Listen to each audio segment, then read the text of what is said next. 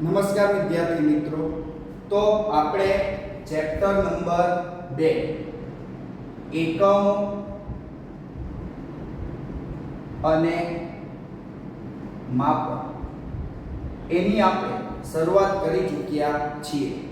આપણે પહેલા એકમો અને માપ જાણતા પહેલા આપણે ભૌતિક રાશિ એટલે શું એનો આપણે અભ્યાસ કરીએ।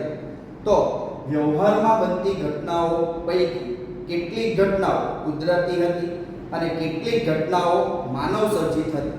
આવી ઘટનાના સચોટ વર્ણન માટે કેટલાક ખ્યાલોની જરૂર પડે છે અને આવા ખ્યાલોને આપણે શું નામ આપેલું? ભૌતિક રાશિ। ધારો કે કોઈ કુદરતી ઘટના લઈએ કે ઝાડ પરથી ફળનું પડવું, તો ઝાડ પરથી ફળ પડે છે તો આપણને ખ્યાલ આવે કે આ જે ફળ છે એનું દળ કેટલું, તો દળ એ ભૌતિક રાશિ થઈ। આ ફળે કેટલું અંતર કાપ્યું, તો અંતર ભૌતિક રાશિ થઈ। આ ફળને ઉપરથી નીચે પડતા કેટલો સમય લાગ્યો, તો સમય એ ભૌતિક રાશિ થઈ। આમ કોઈ પણ ઘટના હોય આ ઘટનાના વર્ણન માટે આપણને ખ્યાલોની જરૂર પડતી હોય છે અને આવા ખ્યાલોને આપણે શું કહીએ છીએ? ભૌતિક રાશિ। હવે કોઈ પણ ભૌતિક રાશિ હોય તો આ ભૌતિક રાશિનું આપણે શું લેવું પડે? માપ। અને કોઈ પણ ભૌતિક રાશિ હોય એનો શું હોય? એકમ। તો મેં તમને કીધેલું ભણાવેલું કે કોઈ પણ ભૌતિક રાશિનો એકમ, જો એકમની તમારે વ્યાખ્યા આપવી હોય તો આપણે ભણેલા કોઈ પણ ભૌતિક રાશિના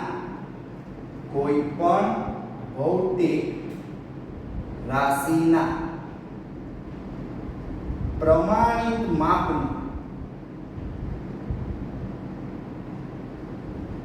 તે ભૌતિક રાશિનું એકમ કહે છે। તો આપણે એકમની વ્યાખ્યા ભણી ગયા, યાદ રાખો કોઈ પણ ભૌતિક રાશિ એનું પ્રમાણિત માપ, આ પ્રમાણિત માપને તે ભૌતિક રાશિનો શું કહેવાય? એકમ। ધારો કે એક ભૌતિક રાશિ છે, ચાલો નામ આપો અંતર, તો અંતરનું મારે માપન કરવું છે તો અંતરનું માપન બોલો શામાં કરવામાં આવે છે? મીટર। ધારો કે બીજી કોઈ ભૌતિક રાશિ છે, ધારો કે સમય, તો સમયનું માપન શામાં કરવામાં આવે? સેકન્ડમાં। હવે આ ભૌતિક રાશિ છે તો અંતર છે એનું માપન મીટરમાં થાય, અંતરનું માપન સેકન્ડમાં કરી શકાય નહીં। એ જ રીતે સમયનું માપન સેકન્ડમાં થાય, સમયનું માપન મીટરમાં કરી શકાય નહીં। એનો મતલબ કે કોઈ પણ ભૌતિક રાશિનું પ્રમાણિત માપ એને જ તે ભૌતિક રાશિનો શું કહેવાય? એકમ।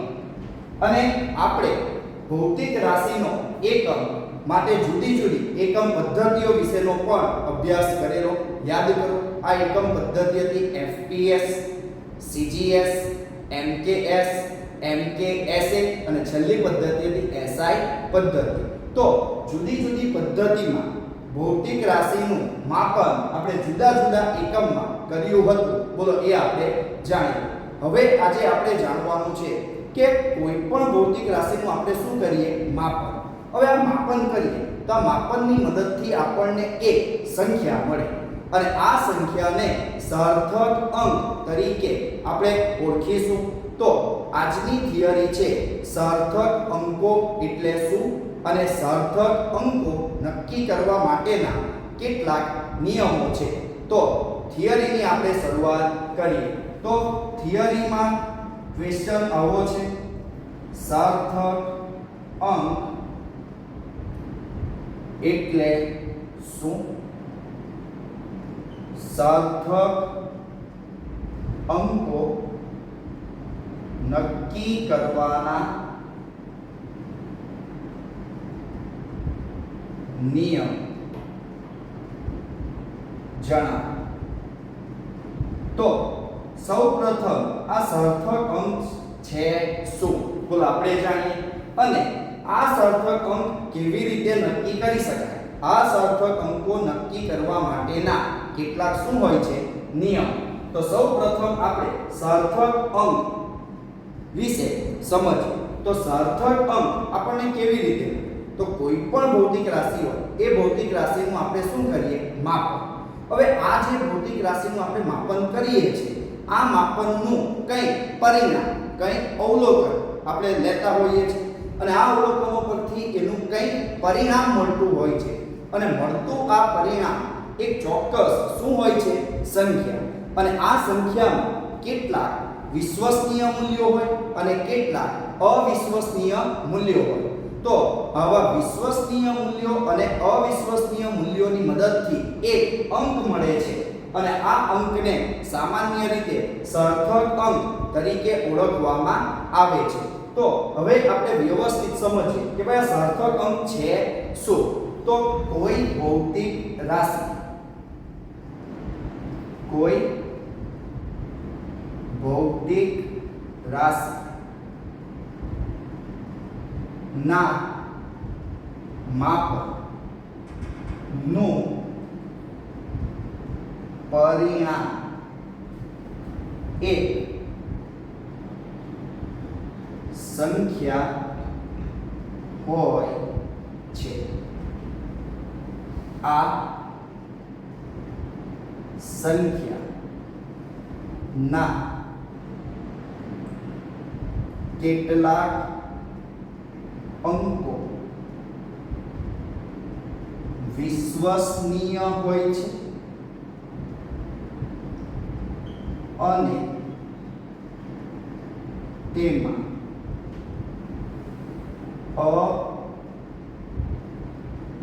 અવિશ્વસનીય અંકો પણ હોય છે આ અંકોની મદદથી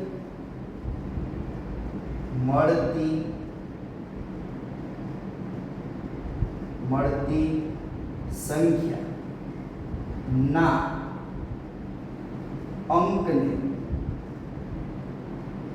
સાર્થક અંક કહે છે અને આ સંખ્યાને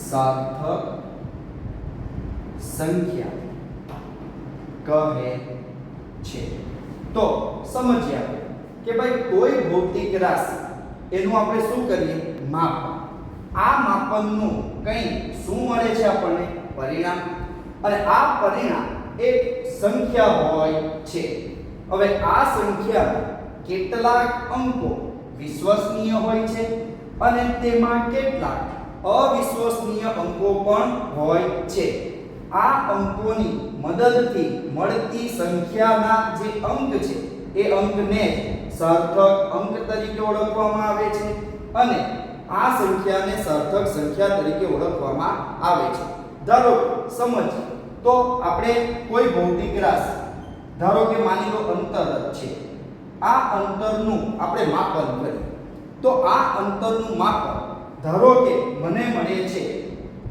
1.23 કેટલું મળે છે 1.23 સેન્ટીમીટર જોજો ધ્યાન આપજો ધારો કે કોઈ ભૌતિક રાશિ આપણે કઈ રાખી અંતર એનું શું કર્યું આપણે માપન આ માપનથી આપણને એક પરિણામ મળ્યું એક સંખ્યા મળી આ સંખ્યા ધારો કે છે 1.23 ધારો કે આ સંખ્યા આપણને મળી 1.23 તો કોઈ ભૌતિક રાશિ અને આ ભૌતિક રાશિ એટલે ધારો કે અંતર એનું આપણે શું કર્યું માપન અને આ માપનનું શું મળ્યું આપણને પરિણામ ધારો કે આ પરિણામ મળ્યું આપણને 1.23 બોલો આ એક સંખ્યા છે હવે આ સંખ્યાના કેટલાક અંકો વિશ્વસનીય હોય છે ચાલો સમજો આપણી ફૂટપટ્ટી હોય બોલો 0 હોય 3 4 બોલો અહીંયા 5 6 7 8 9 અહીંયા 1 હોય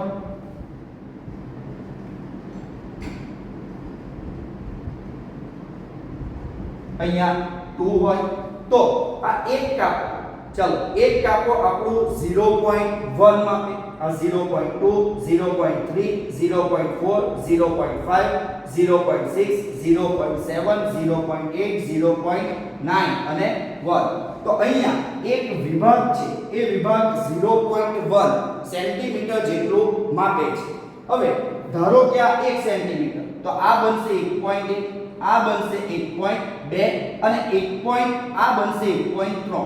આપણું પરિણામ 1.23 છે. તો 1.23 એ 1.2 અને 1.3 ની વચ્ચે આવે. પણ પાછળનો જે અંક છે એટલો બધો વિશ્વસનીય હોતો નથી.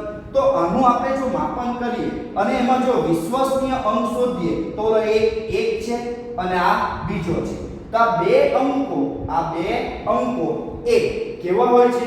વિશ્વસનીય. અને આ ત્રીજો અંક 3, શું 3 આની વચ્ચે આ સ્કેલની અંદર શું 3 નો કાપો હશે? નહીં. તો આ જે અંક છે એ અંક કેવો છે? અવિશ્વસનીય. તો કોઈ ભૌતિક રાશિનું આપણે માપન કર્યું, માપનનું કંઈક શું મળ્યું? પરિણામ. આ પરિણામ એક સંખ્યા છે અને આ જે માપન કર્યું એમાં આ જે બે અંકો છે એ બે અંકો કેવા છે? વિશ્વસનીય. અને આ જે ત્રીજો અંક છે એ ત્રીજો અંક કેવો છે? અવિશ્વસનીય અંક છે. આમ આવા અંકોની મદદથી એક ચોક્કસ શું મળતી હોય છે?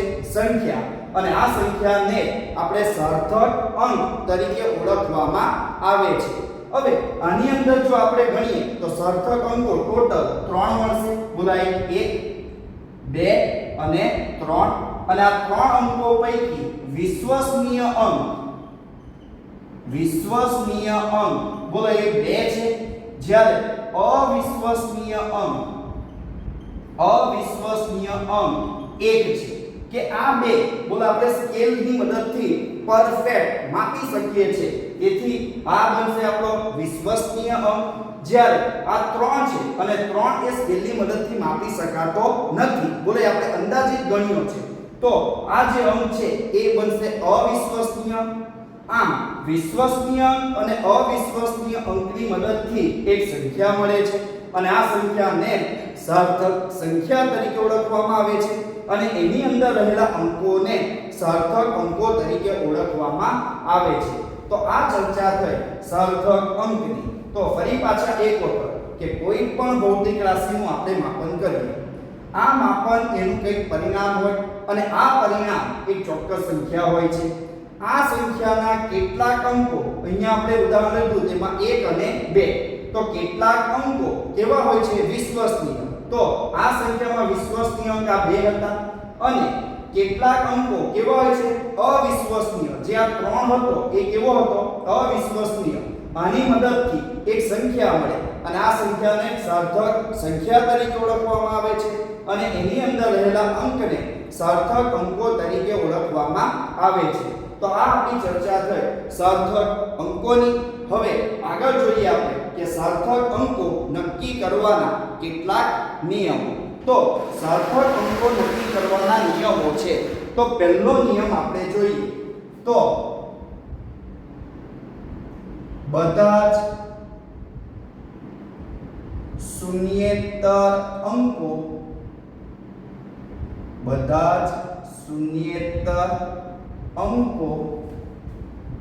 સાર્થક અંકો છે. બધા જ શૂન્યેતર અંકો સાર્થક અંકો છે. ચાલો આને સમજીએ. શૂન્યેતર એનો મતલબ શૂન્ય સિવાય. માની લો 1, 2, 7. ચાલો 127 છે ધારો. તો આ બધા અંકો શૂન્ય સિવાયના અંકો છે. તો આ અંકો શૂન્યેતર અંકો છે. હવે આ જે સંખ્યા છે એમાં ટોટલ અંકો કેટલા? બોલા 1, આ 2 અને આ 3. તો આની અંદર રહેલા સાર્થક અંકોની સંખ્યા આપણને 3 જોવા મળશે. તો બધા જ શૂન્યેતર અંકો સાર્થક અંકો છે. ઉદાહરણ લઈએ. ધારો કે કોઈ સંખ્યા છે 127. તો 127 ની અંદર 3 અંકો રહેલા છે અને આને જ કહેવાશે સાર્થક અંકો. તો 127 ની અંદર સાર્થક અંકોની સંખ્યા આપણને 3 જોવા મળે છે. હવે માની લો કોઈ સંખ્યા એવી આપી છે 107. તો શું આ શૂન્યેતર સંખ્યા ગણી શકાય? નહીં. બોલો અહીંયા એક શૂન્ય છે, અહીંયા એક શૂન્ય છે. તો આની અંદર સાર્થક અંકો કેવી રીતે આપણે ગણી શકીએ? તો જુઓ, શૂન્ય, બોલો આ બે શૂન્યેતર અંકોની વચ્ચે છે. કોણ? શૂન્ય. એ આ બે શૂન્યેતર અંકોની વચ્ચે છે. તો બે શૂન્યેતર અંકોની વચ્ચે જો શૂન્ય રહેલો હોય તો આ શૂન્યને પણ સાર્થક અંક તરીકે ગણવામાં આવે છે. તો આ આપણો સાર્થક અંક નક્કી કરવા માટેનો બીજો નિયમ મળશે કે શૂન્યેતર અંક, તો શૂન્યેતર અંકોની વચ્ચે જો શૂન્ય રહેલો હોય તો આ શૂન્યને પણ સાર્થક અંક તરીકે ગણવામાં આવે છે. એનો મતલબ કે કોઈ સંખ્યાના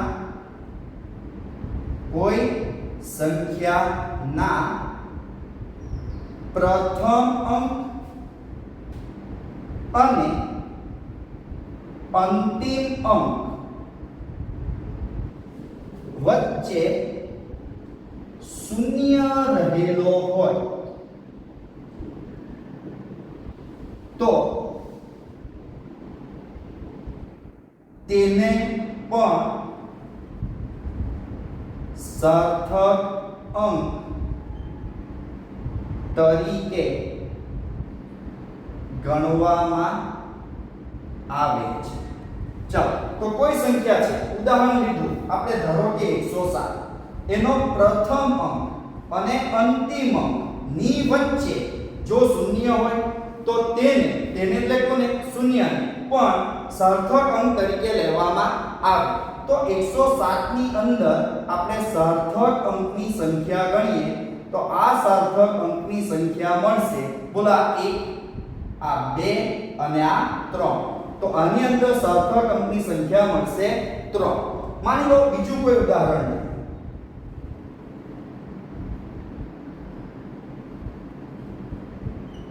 ચાલો, ધારો કે આ કોઈ સંખ્યા છે. તો જુઓ, આની અંદર સાર્થક અંકો કેટલા થાય? તો આ જુઓ તમે, સંખ્યાનો કયો અંક છે? પ્રથમ. આ સંખ્યાનો કયો અંક છે? અંતિમ અંક.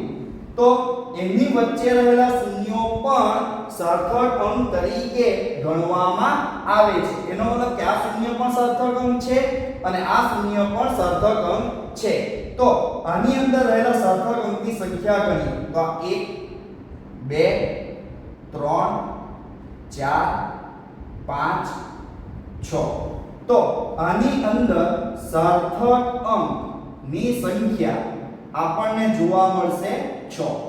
તો જો શૂન્ય પ્રથમ અંક અને અંતિમ અંકની વચ્ચે હોય તો આ શૂન્યને પણ સાર્થક અંક તરીકે ગણવામાં આવે છે. તો આ મુદ્દો થયો આપણો બીજો. ચાલો, પહેલો મુદ્દો શું હતો? બધા જ શૂન્યેતર અંકો સાર્થક અંકો છે, એટલે કે શૂન્ય સિવાયના અંકો એ સાર્થક અંકો છે. બીજો મુદ્દો કયો લીધો? કોઈ સંખ્યાનો પ્રથમ અંક અને અંતિમ અંક ની વચ્ચે શૂન્ય રહેલો હોય તો તે પણ સાર્થક અંક તરીકે ગણવામાં આવે છે. ચાલો, ત્રીજો મુદ્દો લઈએ. જો આપેલ સંખ્યા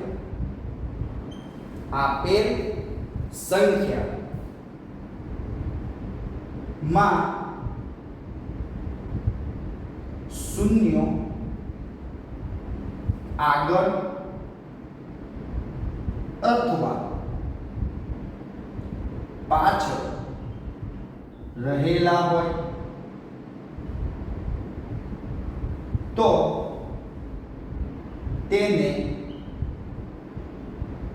સાર્થક અંકો તરીકે ગણવામાં આવતા નથી. ધારો કે 0 0 0 1, બોલો આ એક સંખ્યા છે, એની આગળ શૂન્ય રહેલા હોય અથવા 1 0 0 0 અથવા સંખ્યાની પાછળ શૂન્ય રહેલા હોય તો આ શૂન્યોને સાર્થક અંક તરીકે ગણવામાં આવતા નથી. ટૂંકમાં આ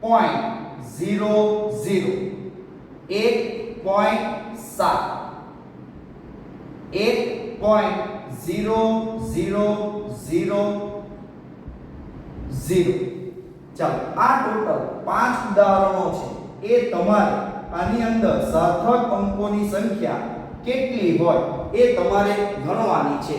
પહેલી સંખ્યા છે 1.0325, બીજી સંખ્યા છે 0.00137, ત્રીજી સંખ્યા છે 17.00, ચોથી સંખ્યા છે 1.7 અને પાંચમી સંખ્યા છે 1.0000.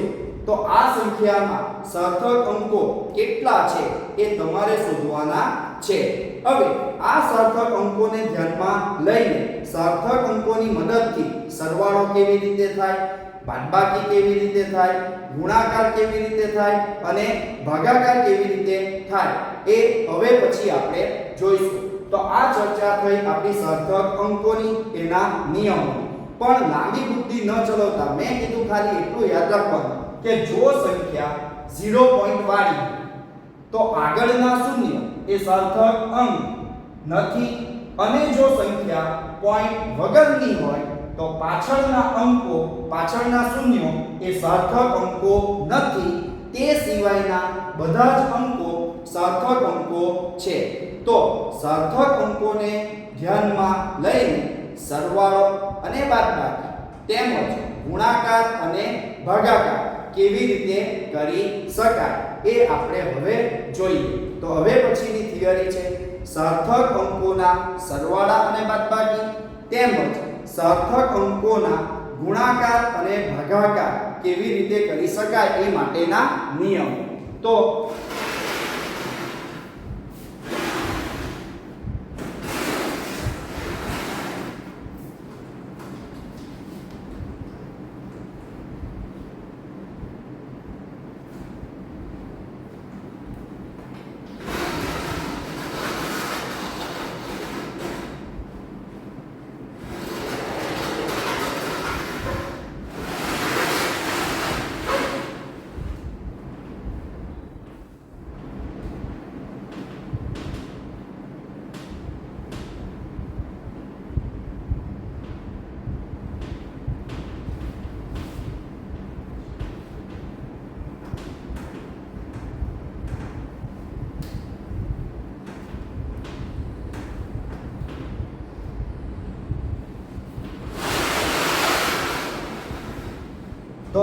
સાર્થક અંકો ને ના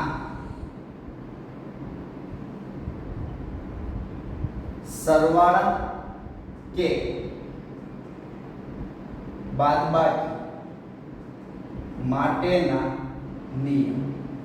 ધારો કે કોઈ ભૌતિક રાશિ છે, એ ભૌતિક રાશિનું આપણે શું કર્યું, માપન, અને બે જુદા જુદા પરિણામો મળ્યા.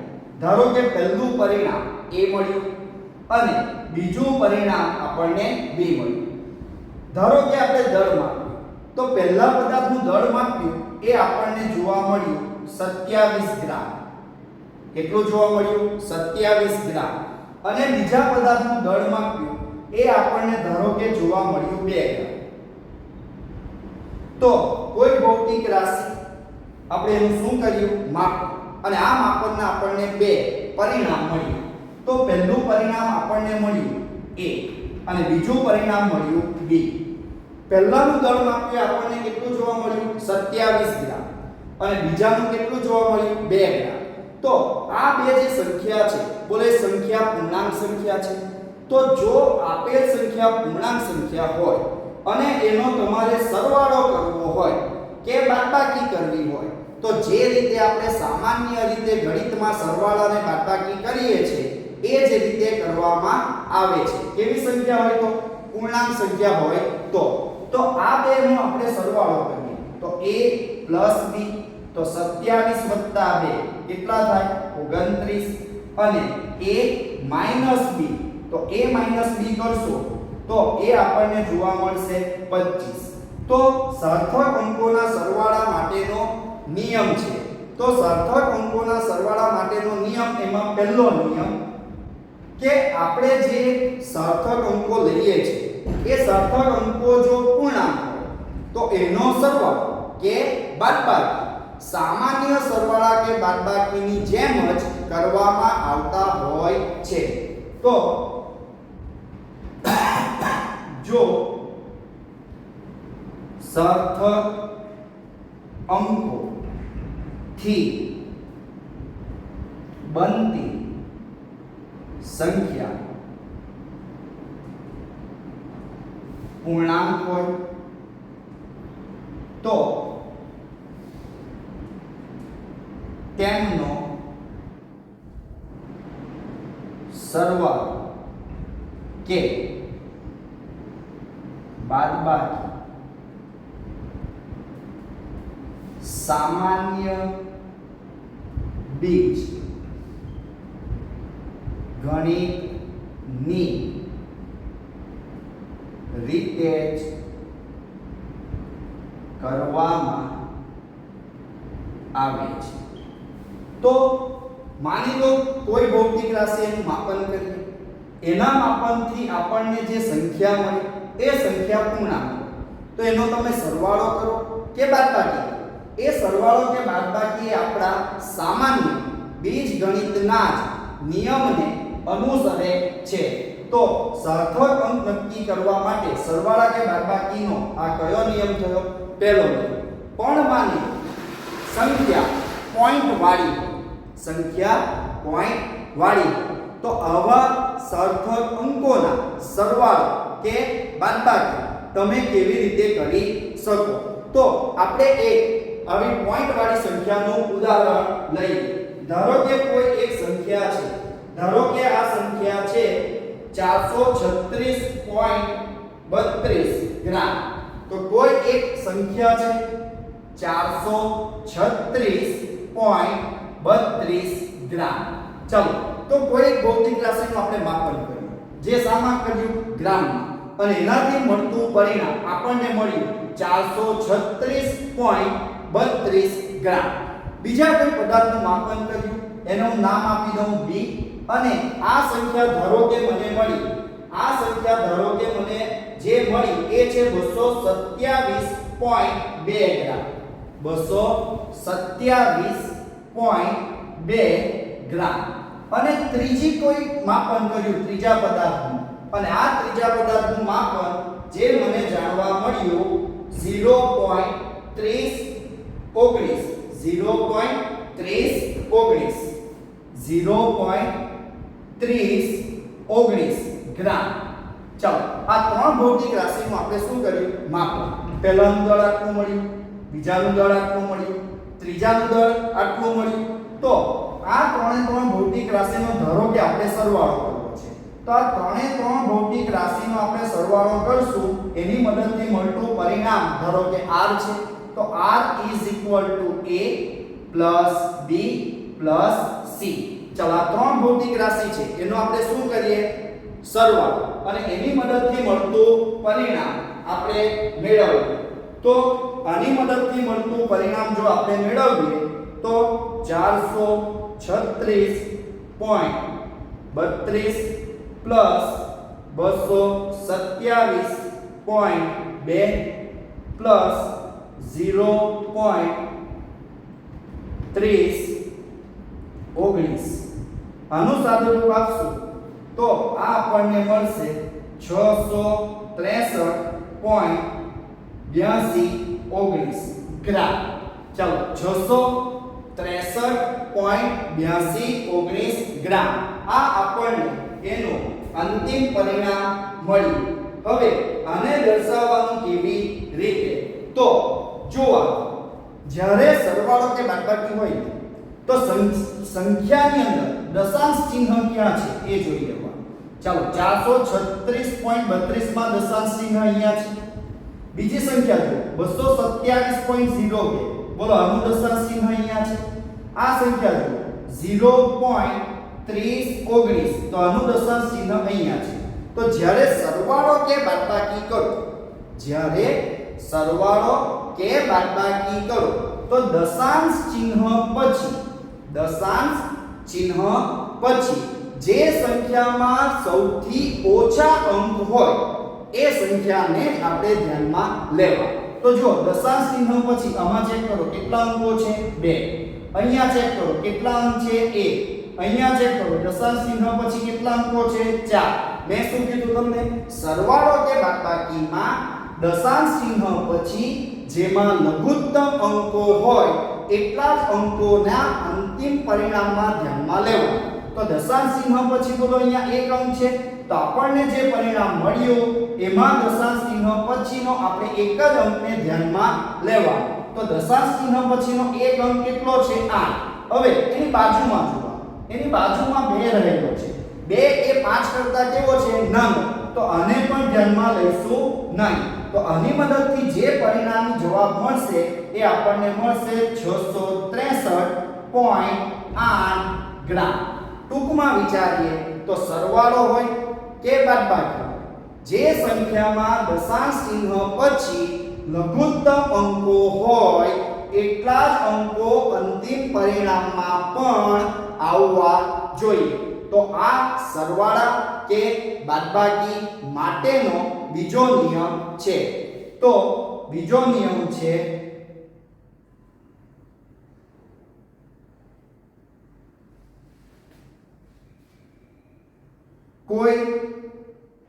બીજો નિયમ આપણો બનશે કોઈ ભૌતિક રાશિઓના સરવાળા કે બાદબાકી અથવા તો કોઈ સંખ્યાના સરવાળા કે બાદબાકીમાં જે સંખ્યાના દશાંશ ચિહ્ન પછી જેમાં લઘુત્તમ અંકો હોય તેટલા જ અંકો અંતિમ પરિણામમાં લેવામાં આવે છે. તો આ વાત થઈ સરખડ અંકોના સરવાળા કે બાદબાકી માટેના નિયમ. તો સરખડ અંકોના સરવાળા કે બાદબાકી માટે જોવા જઈએ તો બે જ નિયમ છે. પહેલો નિયમ, જો સંખ્યા પૂર્ણાંક હોય તો એનો સરવાળો કે બાદબાકી સામાન્ય બીજગણિતના સરવાળા કે બાદબાકી કરીએ છીએ એ જ રીતે કરવાનું. પણ જો કોઈ સંખ્યા હોય આ સંખ્યાના સરવાળા કે બાદબાકીની અંદર દશાંશ ચિહ્ન આવે તો એમનો સરવાળો કરવાનો. અંતિમ પરિણામમાં કેટલા દશાંશ ચિહ્ન લેવા? તો આપેલ સંખ્યામાં જે સંખ્યામાં દશાંશ ચિહ્ન પછી લઘુત્તમ અંકો હોય એટલા જ અંકો તમારે ગુણાકાર અંતિમ પરિણામમાં લેવામાં આવે છે. ચલો સેમ આ જ રીતે સરખડ અંકોનો ગુણાકાર કે ભાગાકાર માટેના નિયમ. તો સરખડ અંકોના ગુણાકાર કે ભાગાકાર, સરખડ અંકોના ગુણાકાર કે ભાગાકારના નિયમ. તો ધારો કે બે સંખ્યા છે. પહેલી સંખ્યા a, એને હું નામ આપું.